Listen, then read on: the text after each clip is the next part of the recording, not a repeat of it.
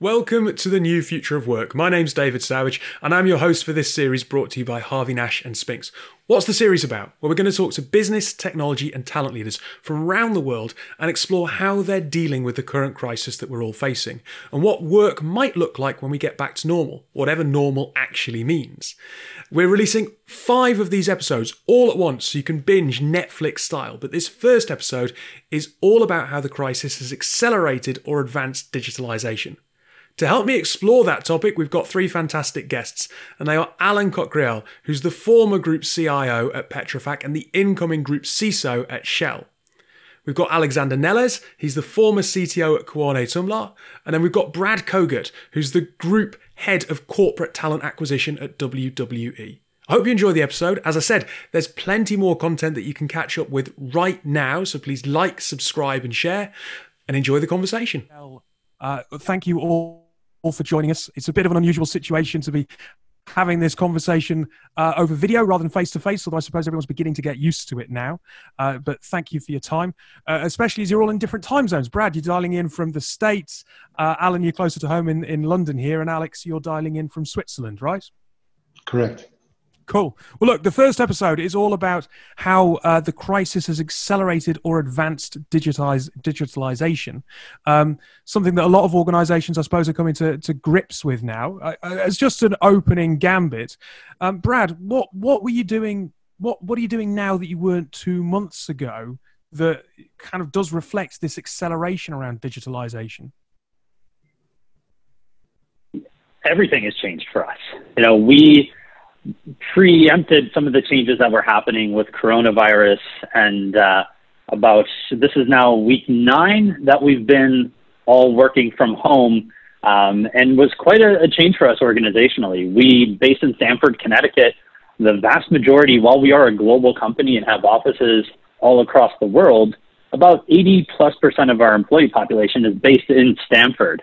And this opportunity to work from home has really forced a significant change for us, obviously on the technology side, but there's significant behavior changes, process changes, collaboration and communication changes that have been really necessary for us to redefine our work processes and the way that we engage and interact with each other. And from a recruiting perspective, it's completely changed everything. We are, of course, as you imagine, we're not doing any in-person interviews like we typically would. We're utilizing a lot of digital platforms, whether it be Zoom or Google Hangouts or the lot, that are really shifting the way that we identify, select, assess talent.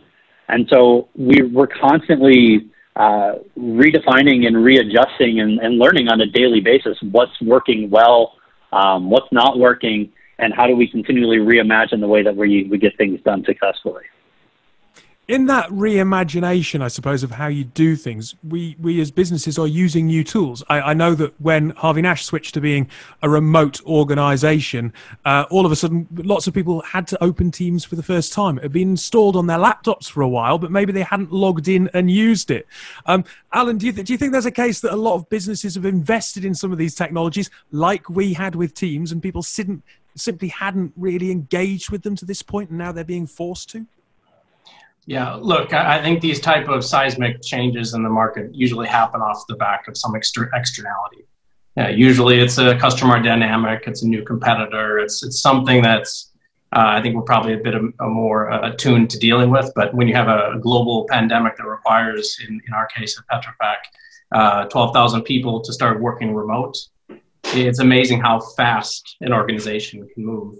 And I think if you look at the situation, all of these investments were made a year, 18 months ago, but there really wasn't an impetus to change. You know, I think people were set in their ways. The office environment was very comfortable and traditional.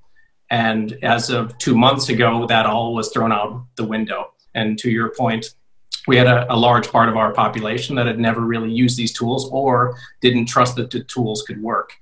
And I think what's been proved out over the last 2 months is that not only does the technology work, but teams can operate as good, or in certain cases better, from their back garden or their spare bedroom or their home office as they would in a traditional office setting. So it's been really inspirational to see how these teams have pivoted. And in our business, we do EPC, which is basically design and build large infrastructure installations, we're now doing remote engineering. So not only can you just do basic office work and kind of managerial work from home, but you can be on 3D CAD models from your kitchen table. Just out of interest, and to throw this out there, I'm based in London, and I think that when you've got people who are working out of a global hub, that trust from your customer base and your staff might not be quite so ready to kind of be embraced, say, unless you were working from a regional hub. I imagine that my colleagues who work in Nottingham or Birmingham or Ireland are probably more used to some of these tools because they're not necessarily in the place where their customers always are. And Alex, if I just think about Switzerland, I suppose, whilst it's obviously a big financial centre, is there a slight difference maybe in attitude between London and Switzerland, perhaps, around embracing these tools and really trusting them before the pandemic? Or do you think it's a very similar pattern? I believe it's not so much about the culture that you live in. It's about what the companies used to do. It's about the behavior of the people, what they like. I mean, in the past, I was leading a global team, and I was used to talk to my laptop all day long when I was in video conferences. And others in the operational team, they were sitting there and doing their job. Now, these things have changed, and it's about the adoption of these people. It's more to adapt to this new technology, and is it handy enough for them to understand? Is it intuitively understandable for them, and things like that? It's more a personal thing than a thing, whether it's in London, in New York, or in Zurich. So look, I'd just be interested then, because I whenever we talk about technology, we think about it creating opportunity. But how much of this drive towards the digitalization is driven by cutting costs out of the business versus creating value and opportunity? I mean, Allan, I think this is something that we talked about a couple of days ago before we jumped on this call. So I'd be really interested to find out how you're managing that balance between the two. Yeah, look, I think it's both, to be honest. You know, technology is a great enabler for driving structural cost out. You know, if you look at our current situation, if you can have your entire team productive from their home office, that really does throw into question the concept of the traditional office and why a company would have to consume the overhead of heating, cooling, and paying for a central place for people to come together and work on a regular basis. So I think you might see some companies who basically proven the model of remote working, keeping some of their organization there and actually relying less on a traditional office setting and something more like a collaboration space, like a WeWork or something of that nature. The other part of it from a revenue perspective, I think a lot of companies are embracing technology to help differentiate their products. And that can go from the extreme of building brand new tools to monetize to their customers, or just building intriguing technical solutions to help to make their products more sticky, and in certain cases, help them to execute more efficiently. So I think if you apply technology with the lens of the business, it can really help you drive, again, structural cost out and accretive margin. That's an interesting point around. Sorry, Alex, you're keen to come in. Yeah, I just wanted to emphasize what Allan said here. I think in the past, over the last decades, we used tech to cut costs. And now this thing with the home office and saving costs in offices is another evolutionary step of this cutting cost thing. But I believe that the situation gave us so much opportunity to think things through. And I believe that many deciders understand now that digitalization will be much more, or can be much more. It can improve your value proposition. It can improve your top line as well, and not only cutting costs. I think cutting costs, we should not reduce digitalization to cutting costs only. Just out of interest, Brad, I mean, WWE are a huge brand, but you've also got some big old competitors and some new competitors entering your space in the likes of Disney Plus. So I suppose for you, it can't be about cutting costs. Otherwise, you're going to fall behind to a brand like that in your market, right? Yeah, I mean, I think we're constantly as an organization pushing the envelope and on the cutting edge of what's happening in the industry, particularly on the technology side. I mean, our OTT platform with the WWE Network was launched in 2014. And as you mentioned, others like Disney Plus, which is fantastic. I own it. So we're not by any means whatsoever. We own many of the other ones. But we're constantly trying to be at the forefront as an organization. And I think a point to what my colleagues mentioned a few moments ago, which I think is incredibly important, in the impact that this digitalization will have on productivity and cost optimization and the redesign of the organization. Maybe it's the HR professional in me too, but I also think it's need to be perceived with an abundance of caution here, where there's a shiny new opportunity here where productivity can probably be easily replicated, if not maximized. You know, you eliminate people's commuting time. My boss has a 2-hour commute into the office each way every day. That's 4 hours of increased productivity that you can have.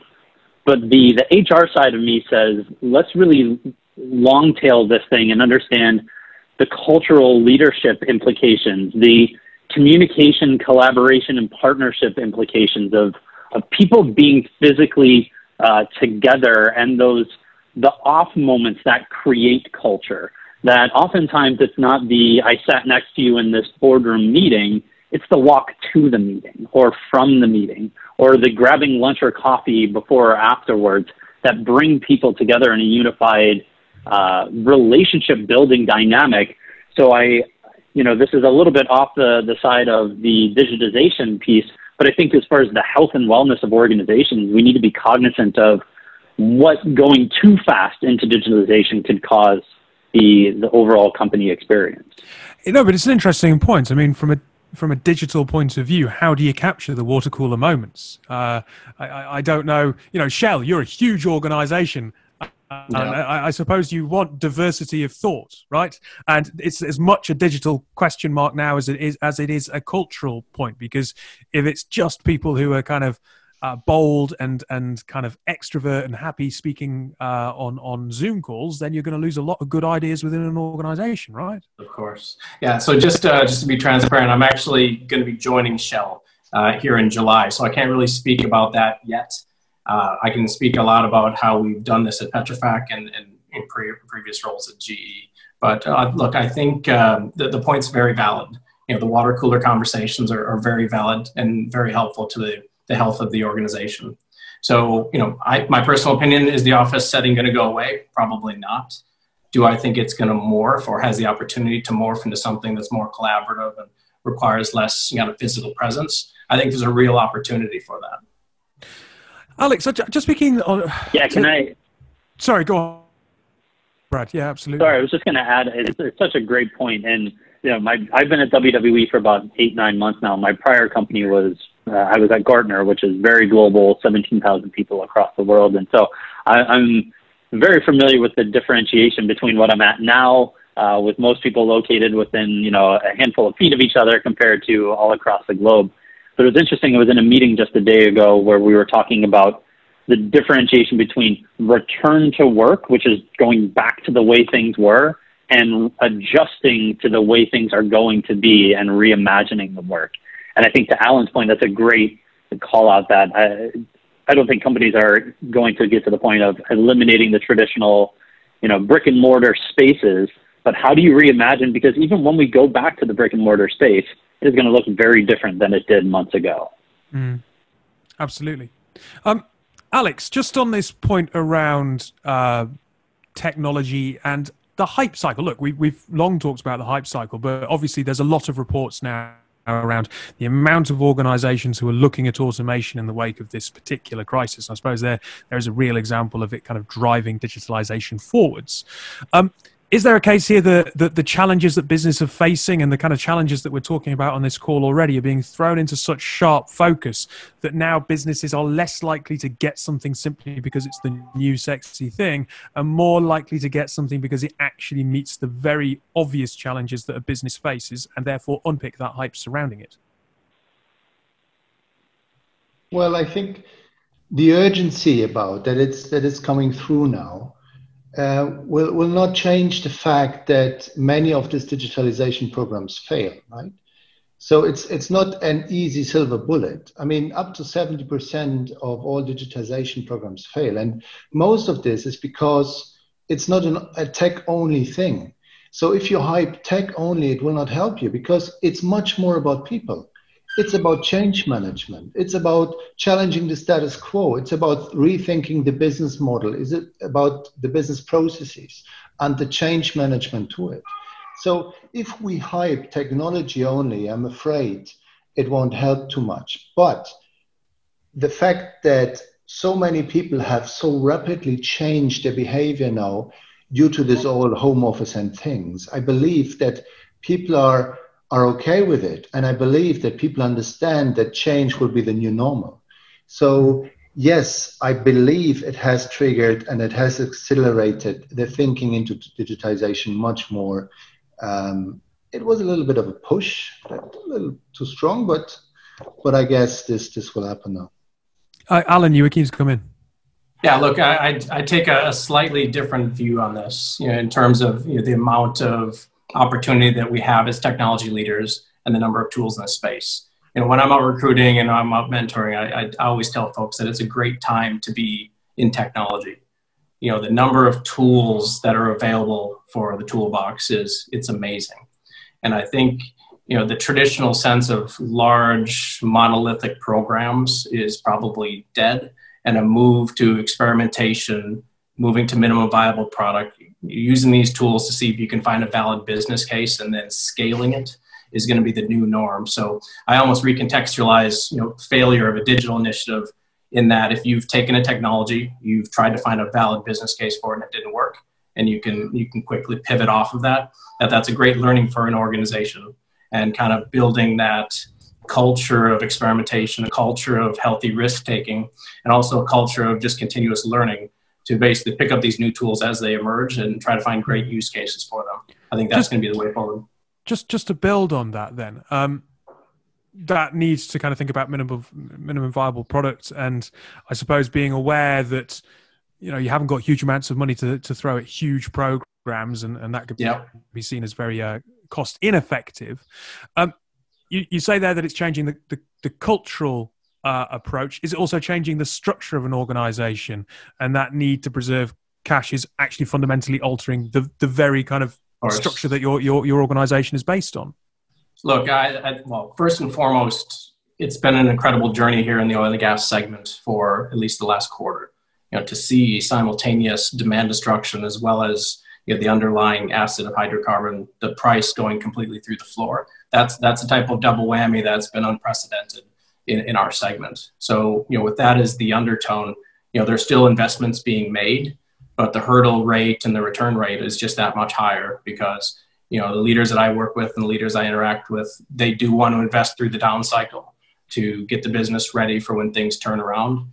But, there is a huge focus on preserving the company and preserving cash. Now, when it comes to technology, I think that just requires us to use a lot of these flexible cloud-based tools, because I don't think, or at least I don't see, the big CapEx balances there for us to go out and spend, tens and twenties of millions of dollars when we can go and basically rent something, try it, and if it works, really double down and invest in it. So I think that type of flexibility and fluidity is going to be, the new normal for the foreseeable future. Just to pick up on a point that was made earlier, Brad, you touched upon the geographical focus of your business. What I found interesting about this, I alluded to the fact earlier that, I've got colleagues in Nottingham and other parts of the UK. There was a tribal aspect, the London office and then the regional offices, and people were based in certain locations, and those barriers felt like they existed, which is kind of odd. It's a frankly weird notion now that everyone is literally just sat in their living room and could be anywhere. Is the very fact that we are all kind of using these digital tools, stripping back that idea of, hang on a minute, geographical boundaries don't mean anything, and truly globalizing your business? I suppose there's an opportunity to look far beyond just one particular part of the United States in terms of who makes up your business. Absolutely. At WWE, we're actually investing in a new headquarters for us, which is all of about 3 miles down the road. We're not moving anywhere else too substantial, but it is a beautiful building right in the heart of Stamford, Connecticut. And it's literally a 4-minute walk from our front door to the train station that takes you directly into New York City. I tell you that because one of the big opportunities for me when I took this job was moving to that new headquarters is going to just vastly open up the talent pipeline for us, for people coming from New York that would be interested in an easier commute to Stamford, Connecticut. But I think now where we're at with the digitization of this world and what COVID has brought forward is, while yes, that still exists as a major selling point for us, it's starting to expand the conversations around, having much more flexibility of remote employees, not just people that can commute at relative ease to Stamford, Connecticut, but across North America, across the globe for that matter. Now, of course, there's legal requirements and payroll issues and a handful of things that come into place when really expanding into new markets and geographies. But I will say, certainly from a recruiting perspective, it's fascinating because if I can just go out and find the best talent, period, regardless of their geographic location, that's a huge opportunity for us as an organization. And I would say it remains true for any company out there hiring. Just to build on that very quickly, your new office would have been a big sell for the organization, and obviously you got the funds to invest in this huge, lovely new office that you were quite excited about. If you're a startup, you sometimes don't have that edge, but now, well, anybody's living room is just their living room, right? So I suppose there's a leveler there at the same time that you've got to compete with the fact that the advance of digital as a consequence of this crisis is a bit of a level playing field with smaller organizations who can't afford the nice flash new office. Absolutely. And I think some of it goes to the unanswered question of what is the permanency of this? That certainly, I would hope that, the long-term success of WWE that we've had for decades and project for decades to come is an attractive opportunity. And of course, the working from the living room is going to be very true for us for quite some time, as it is for any other company. There's so much unknown about what the next 6 months look like, let alone the next 6 years. And, top candidates and people looking for the next opportunity aren't just looking for the next 6 months. Yeah. They're looking for, a career opportunity that lasts them a long time. And those are the types of people that I'm looking for every day too. Just out of interest, as we do move towards a more fragmented estate for technology, Allan, was security ready for this? I'm sat in a room and I'm surrounded by smart speakers and probably devices that aren't patched to the same security protocols that you would probably wish them to be, and having the kind of conversations that you would like to be in an office where it's a controlled environment. How much has security been an issue? Look, it's incredible.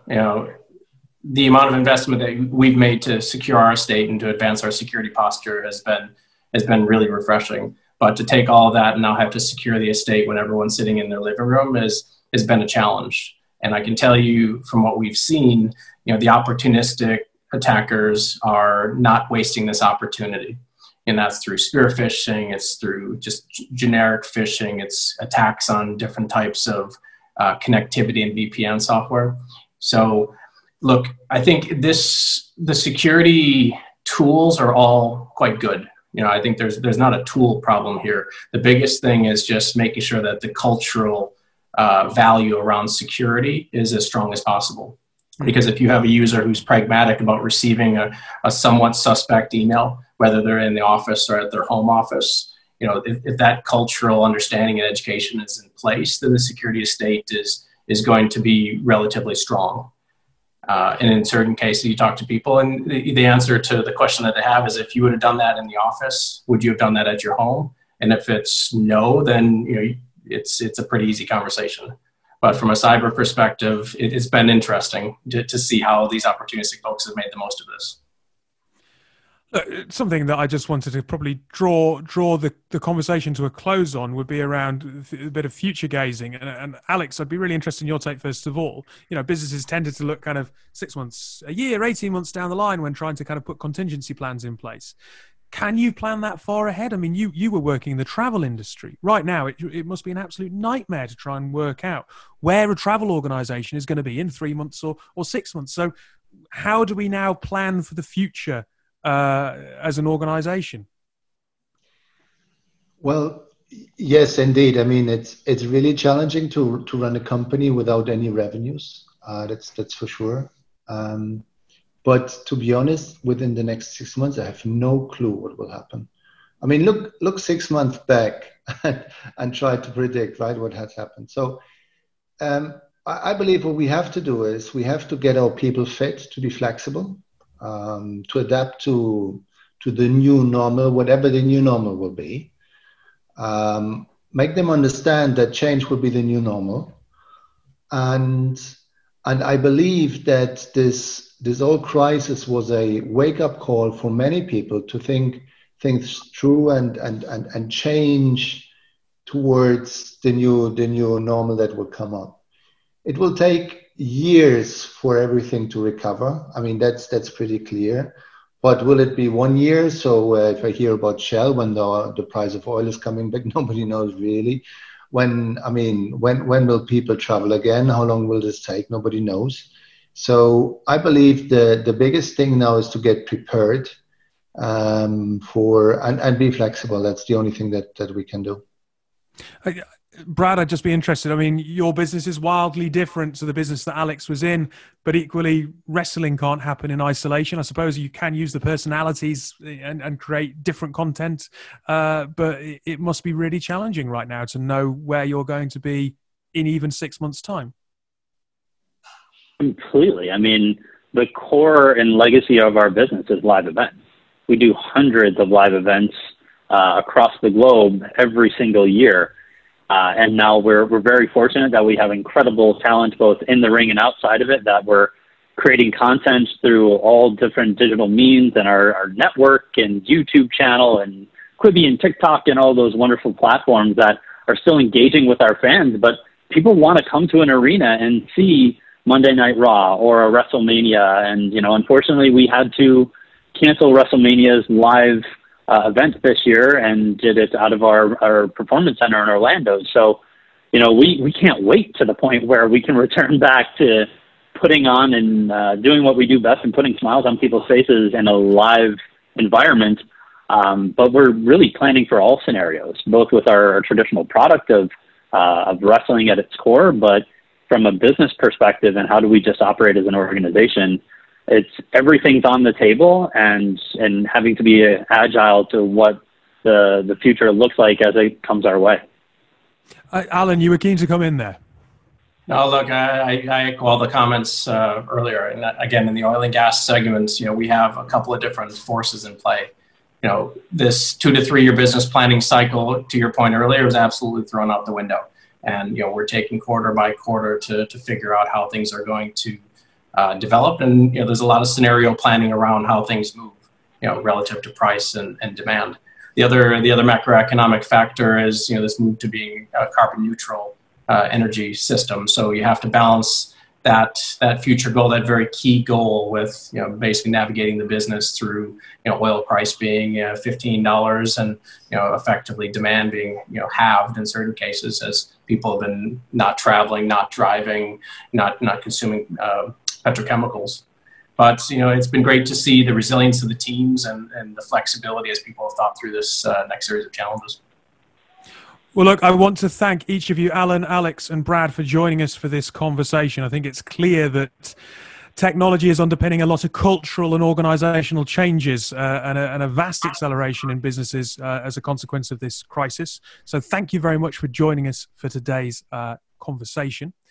I want to also thank UHub, who have kindly hosted this conversation. UHubs is a live upskilling platform that helps professionals learn state-of-the-art skills through live masterclasses and one-to-one coaching from real-world experts. The masterclasses are delivered in a live, remote format and focus on sales, marketing, emerging technologies, and personal growth.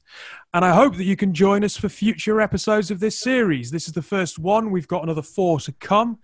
So please do tune in for those. Harvey Nash will be uploading this to our YouTube channel, so please subscribe and like there. And also a director within the group, James Lawson, is going to be creating a spin-off sister podcast series exploring some of these issues in a bit more detail. So we will also be sharing how to follow that in the show notes so that you can get as much information around these challenging topics that everyone's facing at the moment. But thanks for joining us, and hopefully we'll see you again next time.